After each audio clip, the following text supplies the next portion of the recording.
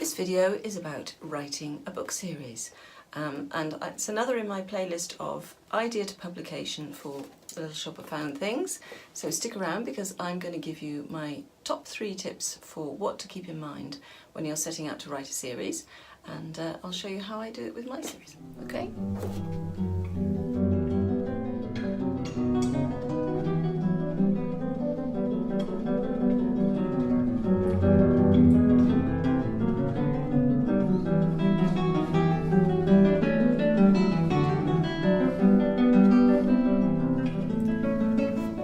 So this series is actually something that I knew from the beginning I was going to be writing a continuing series, and it really set me thinking about how one does that. You can't just pitch in and write a single novel and think, I've got a story, I'm going to tell it.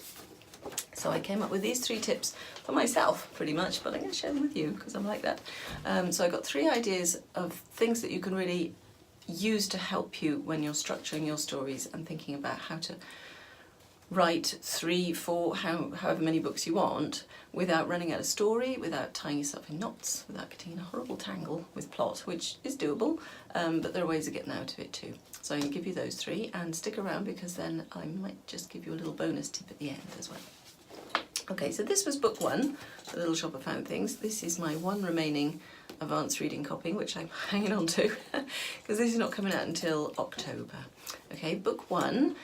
Yes, it is a story within itself, but it is part of an indefinite number of books. So I'm currently working on the second draft of book 2, and I'm moodling the mind map and outline for book 3. So what are my top tips for doing that without getting myself in a right or not? Okay, tip number 1 is choose a setting that you love. Choose somewhere that really interested you, time and place, because you're going to spend a lot of time there, and so are your readers. You might be able to branch out and visit different places, but your main setting is going to be the centre of your story, and you are going to have to know that place and return to it and find fresh ways of talking about it and discover things about it that you really think your readers are going to enjoy. So make sure you choose a setting that you really love. Okay, I've chosen Wiltshire, the county of Wiltshire, for the Little Shop of Found Things because it's a beautiful part of the English countryside. It's got fascinating history, wonderful old sites, lovely architecture, just loads going for it. So choose a setting that you love. That's my tip number 1. Okay, tip number 2, have a cast of thousands. Okay, not thousands, but have a cast of lots of people. You don't have to have them all on stage at the same time, but you are going to need to draw on them. You want your main character, maybe 2 main characters, your secondary characters, but then you want tertiary characters. You want more people that you can bring on in later books. What I've done with this series so far, obviously the first book you are introducing the characters, and you won't meet them all, but you're going to meet a lot of the main people. And I've chosen 1 or 2 of the secondary characters to step forward a little bit in that book. And then in book 2, I've brought one of the minor characters really much more to the fore and used them, and that story is more about them. And some of the others have had to just take a little back seat for a while, okay? And then in book 3, those things will change again. Always have your main characters going, but have enough people that you can draw on, the people in the place where your book is set, and where your characters are going. Have plenty of characters. You don't have to use them all the time.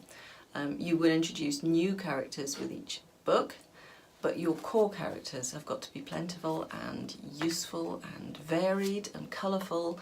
They're not just little walk-on sword carriers. They've got to be people who've got character in their own right. They've got to have their own backstory. You've got to know them pretty well. So that's my number 2 tip, is have a cast of thousands. Okay. Tip number 3 is remember to keep your long storylines going and building. Probably if it's a series you're going to have, like me, a story for each book. So in my case the stories centre around a different antique, a different object that Xanthi has found, and each of those objects has a story to tell, and it has a beginning, a middle and an end, and it's told in each book. But on top of that, and underneath that, and around that, and generally holding that up, will be the long-term storylines. So we've got Xanthi's backstory, we've got the will she won't she romances, we've got her relationships with all the other people that are where she lives, we've got stories going forward about what she wants for the future, we've got issues with her mother has a disability and things like that, we've got issues with her own parents' divorce. There's all sorts of things in her life that are stories that will continue through all the books, and you've got to make sure that you set those up. If you've got ideas for what's coming up in the future, plant them in book 1, bring them up again in book 2, maybe begin to nibble away at them in book 3, and then in book 4 you might use them, you might not.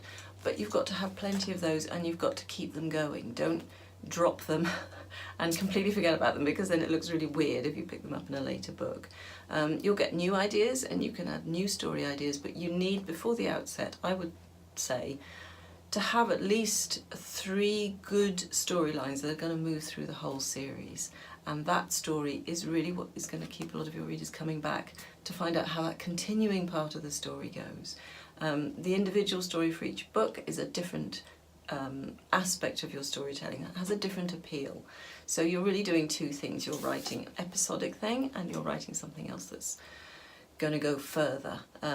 So that's my 3rd tip, is make sure that you look after your longer storylines. Keep those threads running, don't drop them, okay?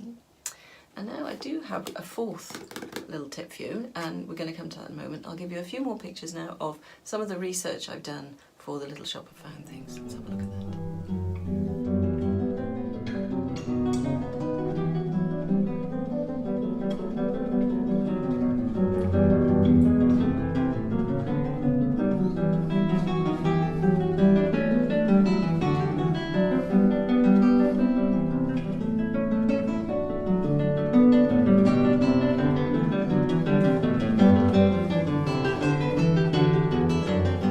My 4th tip is allow your characters to give you fresh story ideas. You will have moments of panic, I've had them, where you think, I don't know where this is going next, I'm going to run out of ideas, what will I do then? They pass, don't panic. But one of the things that can really help you with them is when your characters surprise you and try to go off in a different direction to the one you had planned for them. And obviously you've got a plot that you need to work out, you've got a story that you want to tell, and that's fine, and you should stick to that and remind yourself you are the one in control here, you are in charge of your characters. But they can surprise you and they can give you new ideas. Mine have done this for me. Write them down, keep them somewhere safe, never lose them, because 1, 2, 3, 4 books further down the line you're going to want those ideas, and you'd be surprised which ones that might seem unworkable when you first get them will be useful later on. So if your characters give you little off-the-wall ideas as you're developing them or as you're writing your planned story, make a note of them, because they will be gold for you later on, okay? So those are my little tips on how to plan and write a series, and we'll look at these again when we do more of looking at the idea to publication playlist, and these will be particularly with book 3 of this series, but as I say, I'm just writing book 2 at the moment. So try those out, make a note of them, let me know if you have any particular ideas that you use or tactics you use when you're planning and writing your series. And what about as a reader, what do you like to see in a series? What are the things that really keep you coming back to that book? I'm thinking it's probably going to be the characters, but what about the storylines, and what about the setting? What are the things that make you want to spend more and more time following that series? Okay, so please don't forget to like and subscribe if you haven't already, and good luck with your writing and happy reading.